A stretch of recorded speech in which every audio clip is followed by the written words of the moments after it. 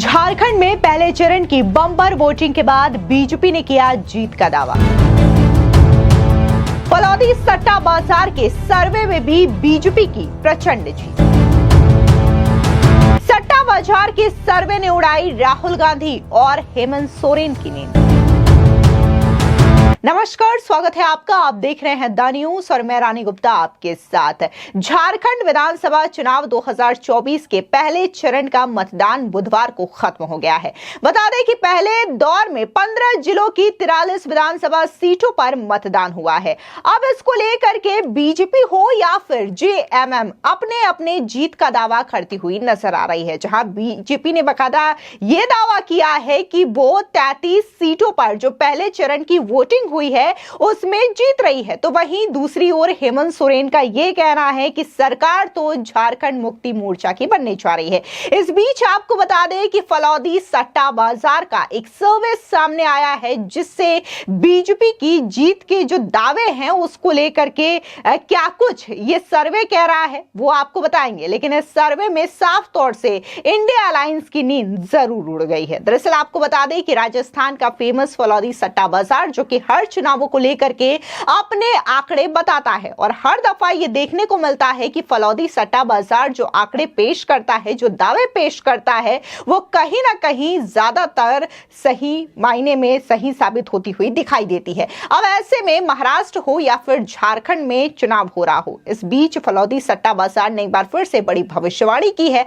आंकड़े रिलीज करते हुए ये बताए हैं कि झारखंड में कैसे प्रचंड बहुमत के साथ बीजेपी की सरकार बनने जा रही है।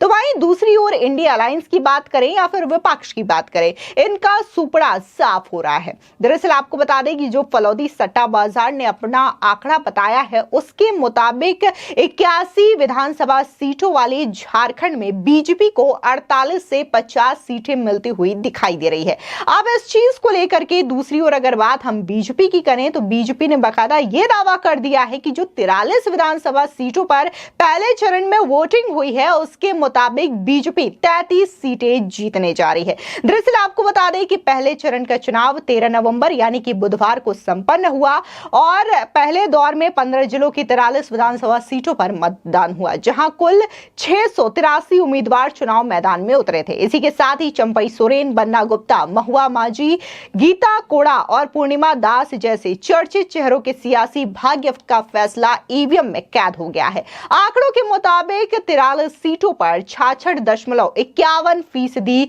मतदान दर्ज किया गया है। दरअसल आपको बता दें वहीं दूसरी ओर फलौदी सट्टा बाजार का यह कहना है कि झारखंड में बांग्लादेशी मुद्दा अगर सक्रिय रहता है तो वहां पर बीजेपी की सरकार बनने से कोई रोक नहीं सकता। यानी कि जो बहुमत का आंकड़ा है 41, उसे क्रॉस करके बीजेपी अकेले अपने दम पर 48 से 50 सीटें जीत करके सत्ता में काबिज हो सकती है और इसी के साथ ही यह अनुमान लगाया जा रहा है। दरअसल आपको बता दें कि झारखंड में बांग्लादेशी और रोहिंग्या घुसपैठियों का जो मामला है काफी ज्यादा चुनावी मुद्दा बना हुआ है। गृह मंत्री अमित शाह हो या फिर देश के प्रधानमंत्री नरेंद्र मोदी से लेकर के असम के मुख्यमंत्री हेमंत बिश्व शर्मा जब झारखंड में चुनावी प्रचार कर रहे हैं, रैलियां कर रहे हैं, तो वो लगातार इन मुद्दों को उठाते हुए नजर आ रहे हैं और उनका साफ तौर से कहना है कि अगर बीजेपी की सरकार बनती है तो बांग्लादेशी अवैध घुसपैठियां हैं उनको यहां से तुरंत निकाला जाएगा। आपको बता दें कि झारखंड के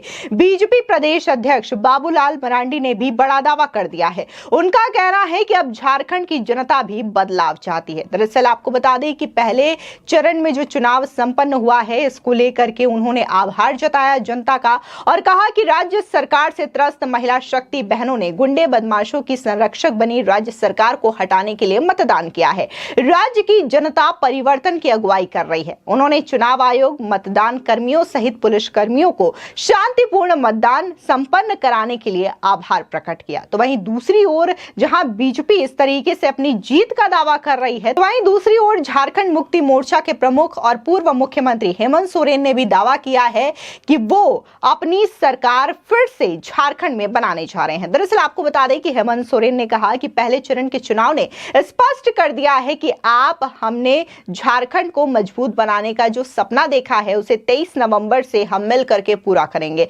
उन्होंने कहा कि बीजेपी की साजिशों का अंत कर बिना रुके दिन रात राज्य के करोड़ों लोगों की आशाओं और आकांक्षाओं को पूरा करने का काम करेंगे।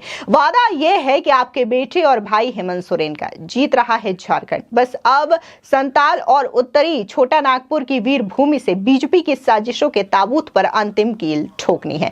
आपको याद दिला दें कि हाल ही में लोकसभा चुनाव की बात करें तो बीजेपी ने यहां काफी अच्छा प्रदर्शन किया था। बीजेपी ने 43 विधानसभा सीटों में से 25 सीटों पर बढ़त हासिल की थी। वहीं महागठबंधन यानी कि इंडिया अलायंस की बात करें तो उसमें झारखंड मुक्ति मोर्चा, कांग्रेस शामिल थे। उन्होंने सिर्फ 18 सीटों पर ही बढ़त दर्ज करवाई थी। अब अगर हम लोकसभा चुनाव के जो नतीजे सामने आए थे जिसमें बीजेपी ने शानदार प्रदर्शन किया था उसकी बात करें या फिर विधानसभा चुनाव में जिस तरीके से बीजेपी के दिग्गज नेता ताबड़तोड़ रैलियां कर रहे हैं उसकी बात करें तो साफ तौर से फलौदी सट्टा बाजार यही कह रहा है कि बीजेपी की सरकार झारखंड में बनने जा रही है। इस बीच आपको बता दें कि उत्तर प्रदेश के मुख्यमंत्री योगी आदित्यनाथ ने भी झारखंड में रैली की और इस दौरान न सिर्फ उन्होंने हेमंत सोरेन की सरकार पर जमकर के निशाना साधा बल्कि राहुल गांधी पर भी ताबड़तोड़ हमले किए। सुनिए सीएम योगी का ये बयान।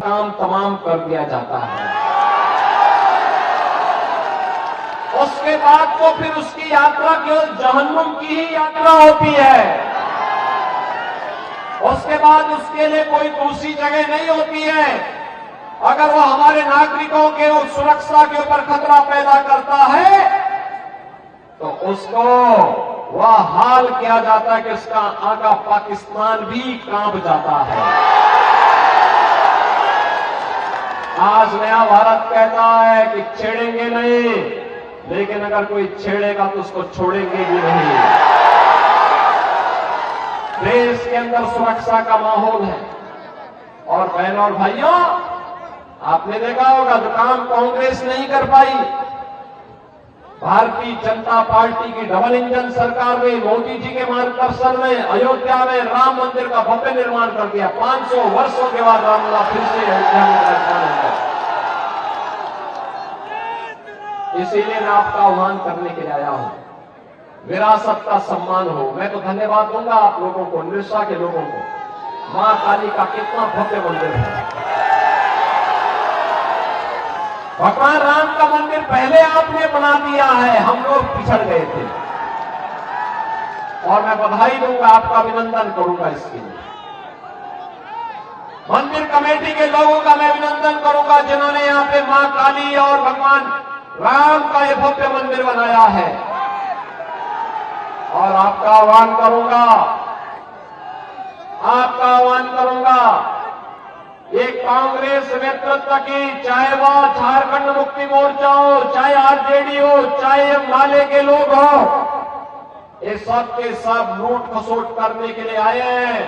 झारखंड की धरती को,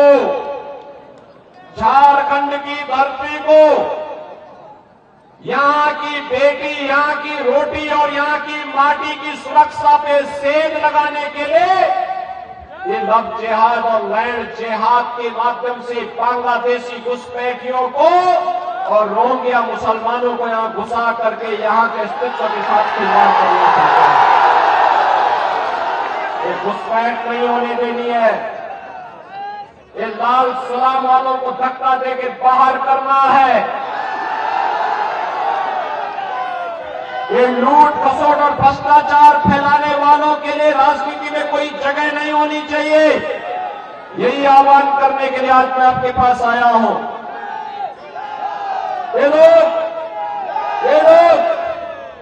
बेटी की इज्जत के साथ खिलवाड़ करेंगे। आपकी रोजगार पर डाका डाल करके रोटी की समस्या खड़ी करेंगे और फिर लव जिहाद के माध्यम से आपकी जमीन पर भी कब्जा करने का प्रयास करेंगे। ये कतई नहीं होने देना है। और इसको रोकेगी केवल और केवल भारतीय जनता पार्टी। भारतीय जनता पार्टी रोकेगी। आपने देखा होगा उत्तर प्रदेश में भी पहले 2017 के पहले, जब तक हमारी सरकार नहीं थी, ये लोग ऐसे करते थे। हम लोग जब से सरकार में आए, डबल इंजन की सरकार है, आज उत्तर प्रदेश में न दंगा है न कर्फ्यू है। आज वहां पे न लव जिहाद है, न लैंड जिहाद का कोई खतरा है। आज वहां पर हिंदुओं के गौरव का सम्मान फिर से वापस लाया जा रहा है। कहीं राम मंदिर का निर्माण हो रहा है, कहीं काशी विश्वनाथ धाम का निर्माण हो रहा है, कहीं मां विंध्यवासिनी धाम का निर्माण हो रहा है, और कहीं पर विकास के बड़े बड़े कार्य हो रहे हैं। और इसीलिए मेरी आप सबसे विनती होगी, 20 नवंबर को दूसरे चरण का मतदान है झारखंड में। बहनों और भाइयों, ये कम्युनिस्ट लोग, ये माले के लोग, ये कांग्रेस के लोग, ये झारखंड मुक्ति मोर्चा के लोग, ये सभी एक ही थैले के चट्टे बट्टे हैं, कोई अलग नहीं है। ये यहां पे कुछ भी बोले, रांची में जाकर के सब एक थाली में खाते हैं, एक साथ लूट खसोट करते हैं। और इसीलिए मैं आपसे कहने के लिए आया हूं, ये लड़ाएंगे आपको आपस में, लड़ करके बंटना नहीं है। बटेंगे तो हमें तो एक रहना है, एक रहेंगे, नेक रहेंगे, एक रहेंगे, सेफ रहेंगे, एक रहेंगे। और इसके लिए भाजपा को लेके आना है, कमल चुनाव चिन्ह पर लेके आएंगे, भाजपा को लेके आएंगे। नरसा के साथ साथ यहां पर निरसा के साथ साथ सिंदरी और झरिया में भी भाजपा को जिताएंगे। दोनों हाथ ला करके थोड़ा बोलो, थोड़ा जोर से हाथ की आवाज।